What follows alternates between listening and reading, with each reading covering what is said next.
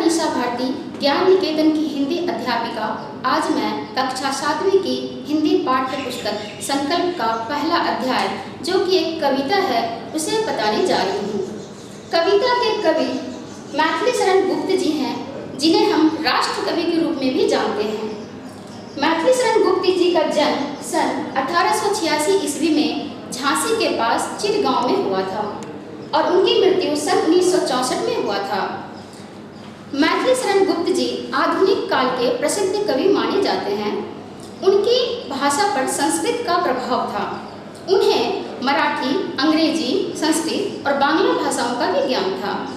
यह कविता आह्वान कविता उन्होंने सन 1912 के आसपास लिखी थी, जब हमारा देश गुलाम था, परतंत्र था और गुलामी के अंधेरे में जीते हुए भारतवासी निराश हो चुके थे, हताश हो चुके थे।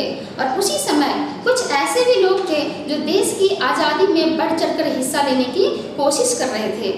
हर लोग अपने अपने तरफ से देश को आज़ाद बनाने के लिए, आगे बढ़ने के लिए, ऊंचे बढ़ने के लिए कोशिश में लगे थे। लेकिन कुछ ऐसे भी लोग थे जो निराश और हताश थे। सब कुछ छोड़कर, भाग्य के भरोसे सब कुछ छोड़कर वह निराश हो चुके थे, बैठ गए थे। नियति को ही अपना गुलाम, नियति को ही अपना सब कुछ मानकर वह बैठ गए थे। तो ऐसे लोगों को जगाने के लिए, प्रेरित करने के लिए कवि मैथिली शरण गुप्त जी ने उन्हें आह्वान किया। तो सबसे पहले बच्चों, हम आह्वान का अर्थ समझेंगे। आह्वान का अर्थ होता है किसी विशेष उद्देश्य के लिए जन समुदाय को प्रेरित करना। तो बच्चों, आज हम अगर वर्तमान स्थिति में देखें तो कोरोना जैसी महामारी जो वैश्विक समस्या है, वैश्विक महामारी है, ऐसे समय में हमारे देश के नेता अलग अलग मंचों से, अलग अलग जगहों से, अलग अलग तरह से लोगों का आह्वान करते हैं, देशवासियों को आह्वान करते हैं कि वे सुरक्षित रहें, अपने घर में रहें, किसी से ना मिलें और हाथ बार बार धोएं। ठीक उसी प्रकार 1912 के आसपास जब हमारा देश गुलाम था, तो लोगों को जागृत करने के लिए कवि, लेखक अपनी लेखनी के माध्यम से उन्हें जगाने की कोशिश कर रहे थे। उन्हीं में यह कविता है। सबसे पहले मैं कविता का सस्वर वाचन करूंगी। बैठे हुए हो व्यर्थ क्यों, आगे बढ़ो, ऊंचे चढ़ो, है भाग्य की क्या भावना, अब पाठ पौरुष का पढ़ो।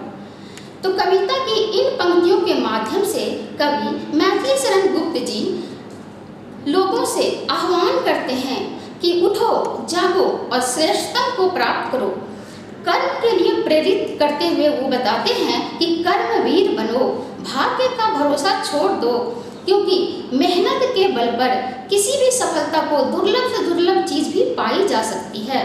व्यर्थ का अर्थ होता है बेकार। तो बैठे हुए हो व्यर्थ क्यों, कवि लोगों से आह्वान करते हैं कि बेकार में बैठकर अपना मूल्यवान समय बर्बाद मत करो, आगे बढ़ो, ऊंचे चढ़ो।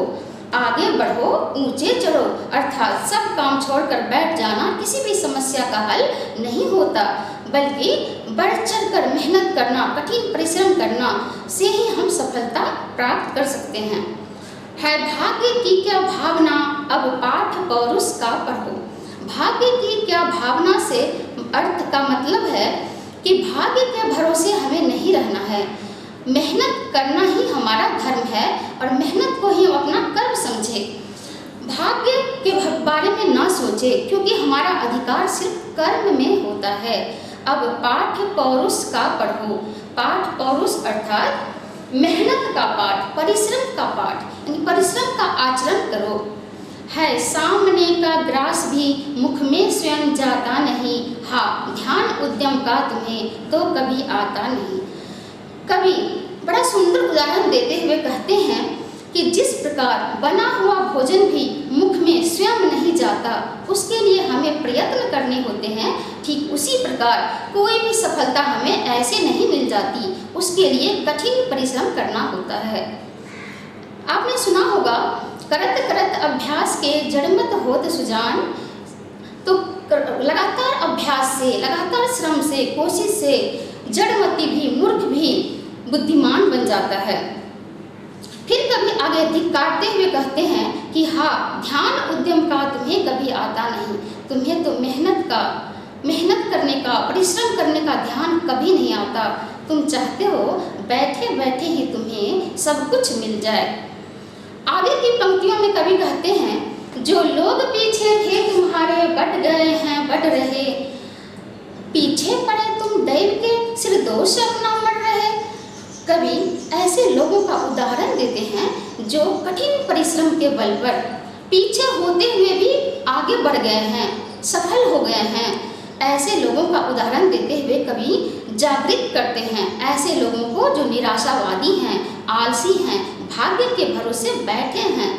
कहते हैं कि ऐसे लोग मेहनत के बल पर ही निरंतर आगे बढ़ते जा रहे हैं, सफलता उनकी कदम चूमती है, और तुम पीछे पड़े, पीछे होकर बेकार बैठकर मूल्यवान समय बर्बाद करके दैव के सिर पर अपना दोष मढ़ रहे हो। यानी देवता के ऊपर अपने दोषों को, यानी अपनी कमियों की जिम्मेदार तुम देवता को ठहरा रहे हो। दैव दैव आलसी पुकारा, ठीक वही बात हो जाती है कि जैसे आलसी देवताओं को ही अपना सब कुछ मानते हैं और अपने अच्छे बुरे के लिए देवता को दोष देते हैं। तो ऐसा हमें नहीं बनना है। पर कर्म तैल बिना कभी विधि दीप जल सकता नहीं, है दैव क्या साँचे बिना कुछ आप ढल सकता नहीं।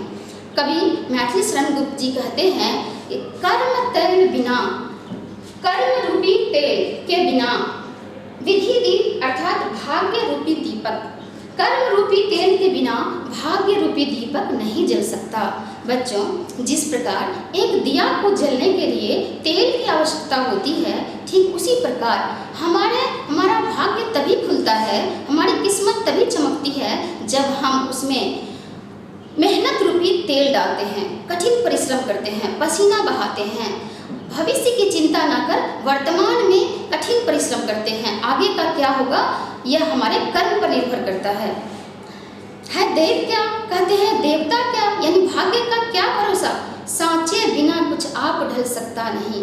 सांचे का अर्थ होता है मूर्ति बनाने का सांचा।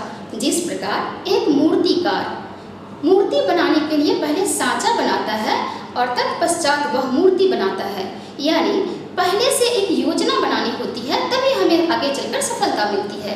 तो किसी भी कार्य को करने से पहले हमें उसकी योजना बनानी चाहिए और उसी अनुरूप हमें अपना कर्म करना चाहिए, तभी हमें सही मंजिल मिलती है।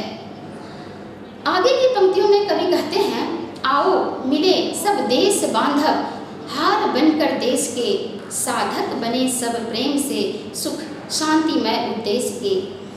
कवि एकता और भाईचारे का संदेश देते हुए कहते हैं कि देशवासियों उठो, जागो और एक बनो, एकजुट बनो, ताकि कोई बाहर वाला हमारे देश की ओर आंख उठाकर ना देख सके। यह सीधे सीधे इशारा है अंग्रेजों की ओर कि अगर हम एकजुट हो जाएंगे तो यह अंग्रेज क्या, कोई भी दुश्मन हमारी ओर मुंह उठाकर नहीं देख सकता, आंख उठाकर नहीं देख सकता। सब देश बांधव धार बनकर, हार अर्थात माला, जिस प्रकार विभिन्न फूलों से एक माला तैयार की जाती है और वह अत्यंत खूबसूरत और मजबूत होता है, ठीक उसी प्रकार हम सभी देशवासी, भारत के सभी नागरिक एकजुट होकर अगर हम एकता और भाईचारे से एक सूत्र में बंध जाएं तो कोई भी सफलता आसानी से मिल सकती है। साधक बने सब प्रेम से, सुख शांति में उद्देश्य के, और देश की सुख शांति समृद्धि में सहयोगी बने, साधक बने। एकजुट होकर हम देश की शांति समृद्धि और सुख में सहायक बने। क्या सांप्रदायिक भेद से एक के मिट सकता हो। सांप्रदायिक का अर्थ होता है धर्म के नाम पर लड़ाई झगड़े। आपने अक्सर सुना होगा कि भारत में शुरू से ही यह समस्या रही है कि लोग आपस में धर्म और जाति के नाम पर लड़ते हैं, क्षेत्रवाद, भाषावाद, विभिन्न प्रकार की लड़ाई को लड़ते हैं। तो कवि कहते हैं ये सारे भेदभाव को भूलकर हमें एकजुट होना पड़ेगा। हम धर्म जाति सबको एक तरफ करके भारतवासी बने, हम एक हों, भारतीयता की भावना हमारे अंदर जागृत हो। बनती नहीं क्या एक माला, विविध सुमनों की कहो।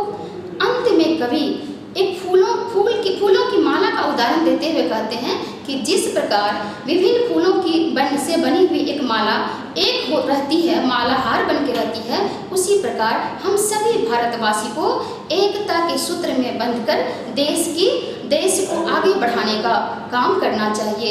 इसलिए अब वह समय बीत चुका है। उठो, जागो और श्रेष्ठतम को प्राप्त करो। कर्म के लिए प्रेरित करते हैं कवि और भाग्य का भरोसा छोड़कर काम में लग जाने की प्रेरणा देते हैं। तो बच्चों, इस कविता के माध्यम से हमें जीवन जीने का रहस्य कवि बताते हैं कि हमें विषम से विषम परिस्थिति में भी अपने धैर्य को नहीं खोना है, बल्कि कर्म करना है। कर्म, हमारा मकसद सिर्फ कर्म करना होना चाहिए, क्योंकि कर्म से हम, कठिन परिश्रम से हम दुर्लभ से दुर्लभ वस्तु भी प्राप्त कर सकते हैं। धन्यवाद।